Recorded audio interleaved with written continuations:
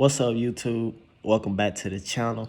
I appreciate everybody for liking, commenting, subscribing. All my new subscribers, all my original subscribers, for interacting and liking and going back and watching the older videos. A lot of my older posts are the views are going up, the comments, the likes. I really appreciate that. I appreciate that you guys are enjoying the content. To even go back and look at it. When I hit 50 subs, I'll be doing a giveaway. I'm gonna try to hit it by Christmas. Maybe I can't hit it by Christmas. Maybe I can. I'm not sure. You guys can also help play a part in that. Just a simple repost or maybe a story post or whatever. Things like that. But I'll be doing a giveaway when I hit 50 subs.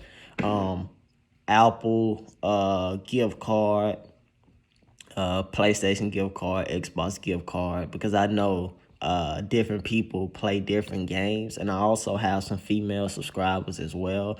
So y'all have to let me know what kind of gifts I can get to where a female subscriber could win it, because Xbox and PSN cards might not be the route. That's why I said the Apple Music card, or y'all let me know another gift card I could get, because I do have some female subscribers. So I'm taking everything into consideration. So if you are one of those female subscribers, just let me know what kind of, gift I should get. But yeah, I'll be doing like a raffle at 50 subs, and it'll be 3 winners. So I'll get a PSN, an Xbox card, and something else for a female, because I know I have female subscribers. So once I hit 50 subs, I'll be doing a giveaway. I'll be posting on the Instagram how you can enter the giveaway. It's gonna be pretty simple, pretty easy, and every milestone that I hit, I'll be doing a giveaway, giving back, because I know without the fans, without y'all watching and liking, it wouldn't really be no video. It really wouldn't be no subscribers. It really wouldn't be anything to talk about. So I appreciate y'all once again for supporting and things like that. So once I hit 50 subs, I'm at 36 right now. So 14 away. Once I hit 50 subs, I will be doing a giveaway though. I want to try to get it by Christmas. That way it could be a perfect little Christmas vlog or whatever, revealing the winners. However, if we don't get it by Christmas, we will get it soon. The next date will try to be New Year's. I'll try to do a giveaway for New Year's, but however long it takes, we're going to get there, and we're going to do the giveaway. We're going to have one at 50. We're going to have another one at 75 and another one at 100, 150. We're just going to keep going and keep going and keep going and keep going. With that being said, I appreciate everybody for tuning into this video, liking it, commenting, subscribing, sharing, whatever you're doing, skipping through it, watching the whole video. It's truly appreciated. So before we start, I wanted to let everybody know that, tell you guys I appreciate it. I thank you guys for that. And yeah, we're going to start off in the NFL today. It was a Thursday night football game between the Los Angeles Rams and the New England Patriots. Los Angeles Rams put themselves in a better playoff position. The Rams are going to the playoffs this year. They had a mediocre season last year, didn't make the playoffs, coming out the Super Bowl bug. Didn't look too good last year. Come back this season, and they show why they paid their stars so much money, why they paid Aaron Donald, why they paid Jalen Ramsey, and it shows why they paid Cooper Kupp and all those other guys. It shows when they win and they're looking good and the play action rolling, because that's a very heavy play action type team. Even though they might not run the ball that much, they run a lot of their stuff out of play action. When the play action going and golf is going, and that they're a scary team. They look scary. Because you know that their defense is gonna bring it. Their defense is gonna play. It's the offense that doesn't show up every night, every Sunday or every Monday, so to speak. So, consistency with the offense But the offense, to its credit, it does enough to win. But it's not that high-powered, explosive offense that they had that Super Bowl years. It's not like that, but they still have that capability. So that's what I always make the Rams a dangerous trap. Not even really a trap game. The Rams are a team that can beat anyone in the league.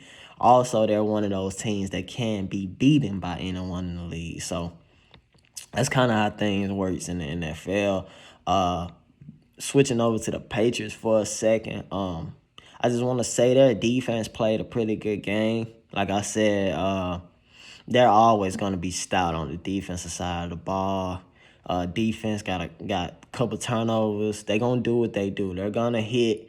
They're going to make plays on the ball. They got Gilly Island. Things like that are pretty much going to happen. But their offense, it's the same thing that was happening last season with Tom Brady there. No weapons, no receivers can get open. Their best receivers a tight end. And not to knock that or anything like that, but you kind of look at Baltimore for a second. Baltimore best receiver is a tight end. To me, I think Mark Andrews is the best pass catcher that they have over there. I do like Hollywood, but Hollywood hasn't been Hollywood this season. Mark Andrews has still been Mark Andrews. So when you look at teams that their best pass catchers are tight end, when other teams come in and lock down and really focus on taking the middle of the field away, taking your tight end away, doubling with the high safety or whatever the case may be, and your receivers have to get open, your receivers have to get open. And I'm not blaming all this on the receivers and all this on the weapons. Cam Newton has his part in this too. But it's the same thing with last year. If you watch the Patriots last year, yes, they started the season 8-0. Yes, they played a lot of teams that wasn't good during that 8-game stretch. Don't let, because they made the playoffs last year, really fool you into thinking that this isn't the same. It's the same team. It's the same problems as last year. No weapons. The defense was stout last year. The defense is gonna be at worst in the middle of the pack. At worst, Belichick never really will put a bad, terrible defense out there. At worst, they will be middle of the pack. I still believe in Belichick. I still believe in Cam Newton. I like how Belichick and Josh McDaniels really catered to Cam, and they're really changing their whole system to fit the players around him. That's why you see some games he have 9, 10, 11 pass attempts. Because they are turning into a run heavy team. They're kind of giving him the keys to the offense, like in Carolina. And there was a statement after the game that Bill Belichick made that said, hey, Cam's our quarterback. We just took him out because things were getting ugly and we didn't want to further risk of injury. So Belichick coming out and saying that, I think that relieves a lot of pressure off Cam's shoulder and let Cam know, like, okay, I'm not just a 1-year experiment. Like, he gonna really try to work with me and try to grow with me and try to make me better. Because that's what he did with Tom Brady. Tom Brady was a young man when he fell into Belichick's arms. And he left as a 43-year-old, 6-time Super Bowl MVP, 6-time Super Bowl champion. So that just lets you know, excuse me, not 6-time Super Bowl MVP, 5-time Super Bowl MVP, because Malcolm Butler won one. But that just lets you know, like, he's really dedicated to fixing the Patriots, fixing Cam. And I like that. I appreciate that Belichick isn't giving it like a 1-year kind of rodeo experience type thing, because I feel like if you get a rookie, what rookie is going to come in and really impact that team like how you want it? You know what I'm saying? Cam Newton is 30. Quarterbacks hit their prime at 30. Quarterbacks in their 40s still looking good. So Cam has a first part of his career. Cam Newton has a first part of his career that he has already completed, and we've already seen the first chapter. And now it's on to the second chapter. Quarterbacks can play a long time in the league. The way that it's set up, how the quarterbacks are protected. These older guys are really still doing it and still doing it at a high level, a pretty good level. That's motivating. That's gonna make everybody want to play to their 40, type shit. So when you look at that and take all that into accountability, I feel like it just takes time. But definitely, when the run's getting stuff, you're going to have to find some receivers. You're going to have to find somebody that can get open. The run won't always be there. Being a run-heavy team is great because that's really smash mouth football. I'm lining up, you lining up, let's go. And you also can run in zone schemes. You can run in different type of ways and try to trick the defense. But at some point, when you have to put it in the air, someone's gonna have to get open and make it easier for Cam. Well, if you've been following Cam his whole career, you know he's not the most accurate quarterback ever. So you have to make things easier for him. He's shown us what he can do. So now you just have to put things around him. Because if you look at the Patriots, look how late they picked them up. Their team was already set. Jared Stidham was set to be the starter. And then Belichick like, hey, Cam Newton's still out there? So their team wasn't really completely built around him. But as the season has gone along, they have tried really building the team into a run heavy, because that's what was Carolina. Run heavy option. But they've been running without him running it so much. So it's not too much wear and tear on his body. But yeah, you guys let me know what you think about that. What do you guys think about the Rams playoff chances? Aaron Donald. I think T.J. Watt has the Defensive Player of the Year award in the bag, but it's a couple weeks left. Aaron Donald do have more sacks, so Aaron Donald might decide, hey, I want to win that award. So we'll see. There's a lot of things to look forward to the last couple of weeks. A couple of playoff spots that might be taken.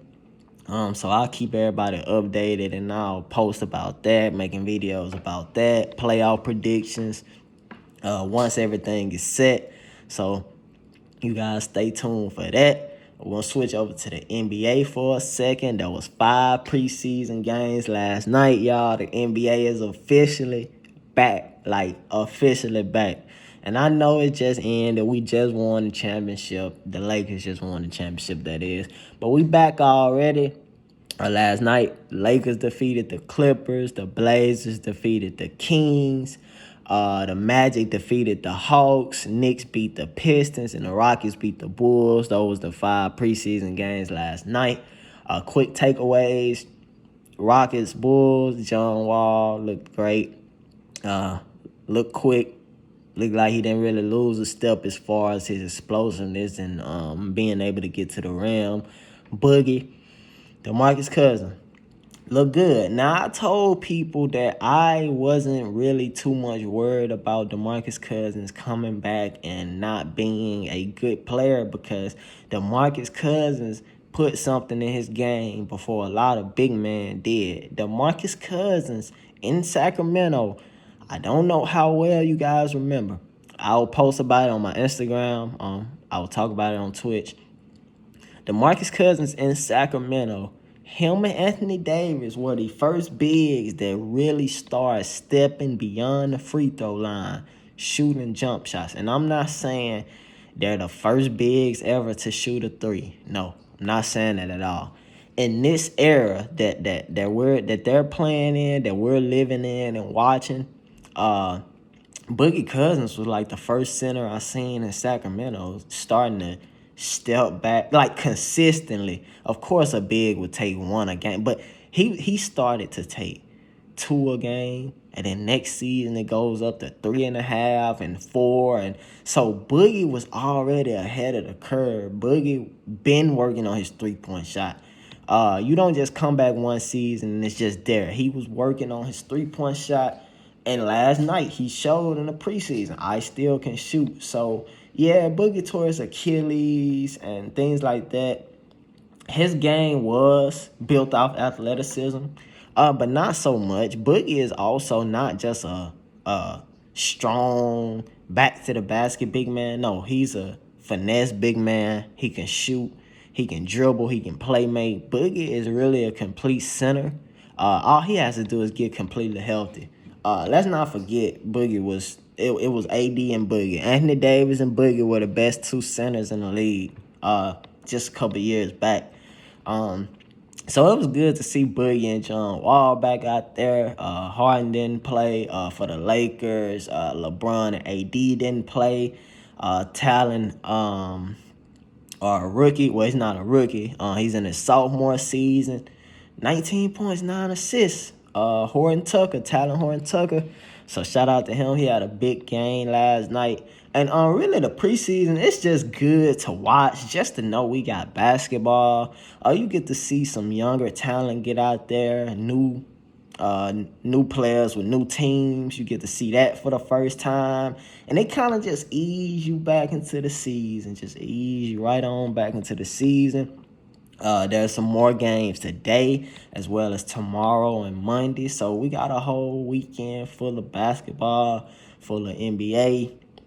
I love it. Can't believe it's already back though. That's so crazy.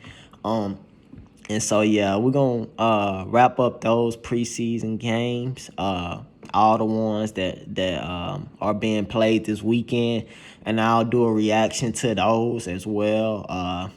The other teams that play, other new players that's playing for the first time. I know some players play today for the first time with their new team, so we get to see that as well. So yeah, I told y'all we really gonna go into overdrive like these next few months. Next few weeks of the NFL season coming to an end, we really gonna put in the work. So I'll make sure I keep y'all updated with everything, playoffs, takes, etc. NBA. Okay, I got an NBA question. And I seen this on Twitter. And so I felt I had to bring this to the channel for the OG basketball fans, OG NBA fans. Now, y'all know some people that's newer to the NBA may or may not know these two players. They may know one for the wrong reason. He had a little incident. But NBA, who would you guys take in their prime? Who would you guys take? Would you guys take Gilbert Arenas, Mr. I got it at my job, Gilbert Arenas, 20 points per game? Or would you guys take Brandon Roy, who came in averaging 18 points per game? Now, I know Brandon Roy, his career was kind of short-lived because of the injuries. So I'm just talking about from the time that he did play. He played 6 or 7 good seasons, came back for one more, tried to do it, but he didn't put himself out there as a shell of himself. It was either I'm going to be Brandon Roy or I'm just not going to play. He decided not to play. So you can go off those 6, 7 seasons, and then you can go off Gilbert Arenas' whole career. Gilbert Arenas' career was pretty good as well. It got ended short, but it wasn't really because of him.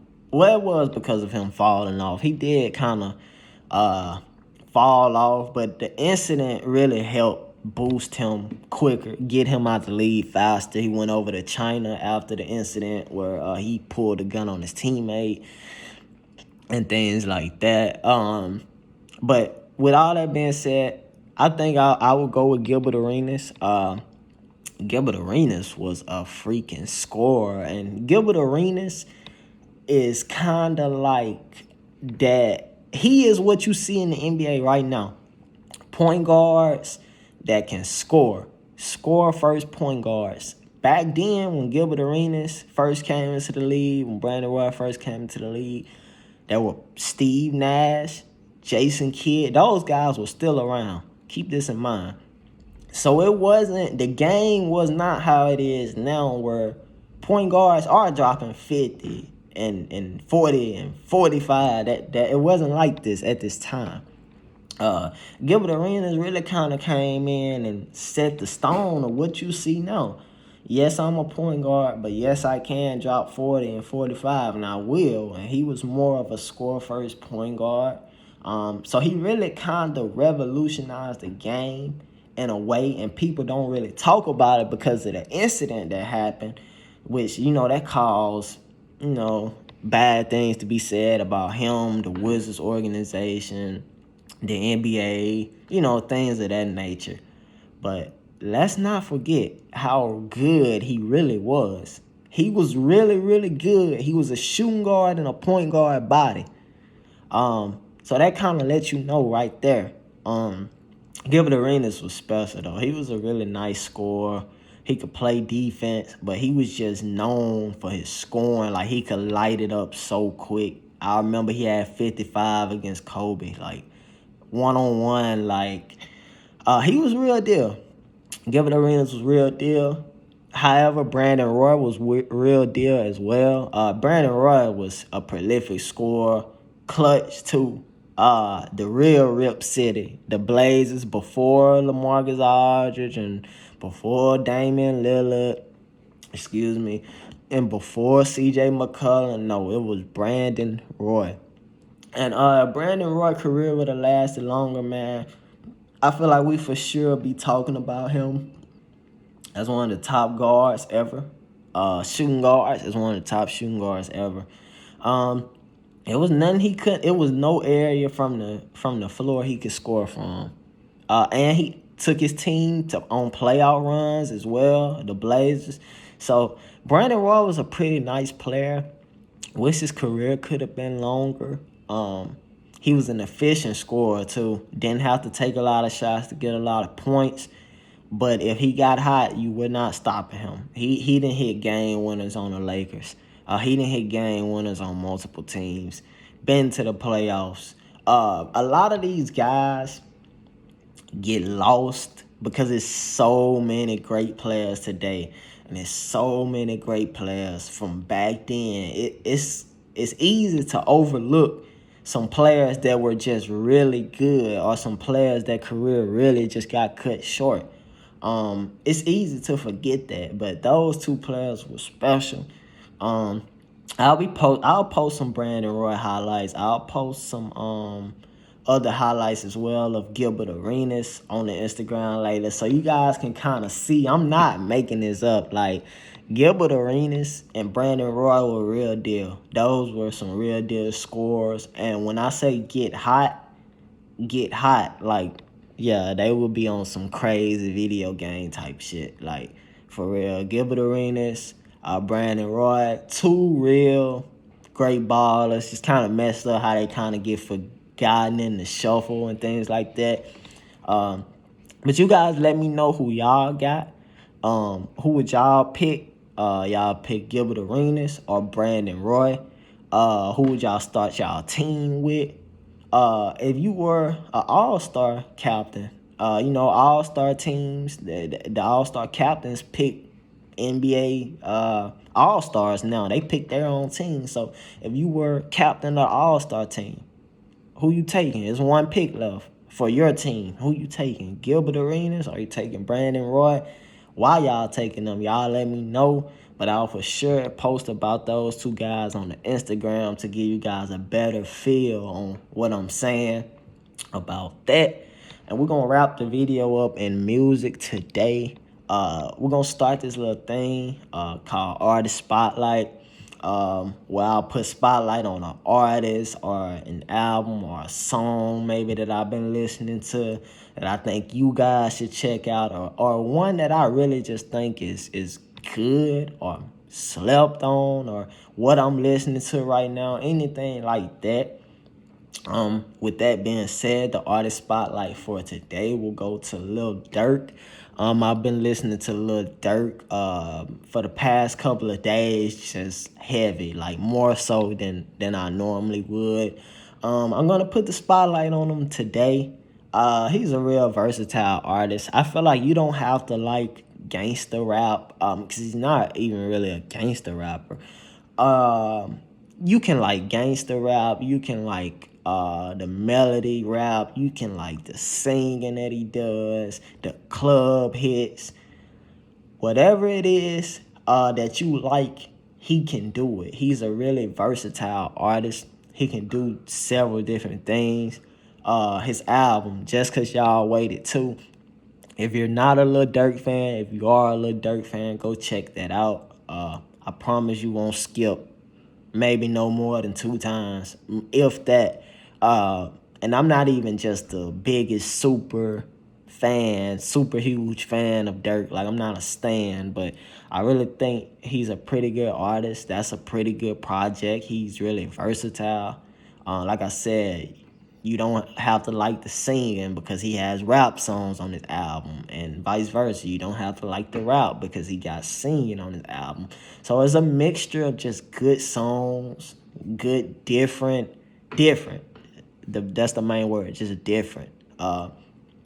A lot of rappers are one-dimensional, can't do everything, can't make a singing song sound good, type things.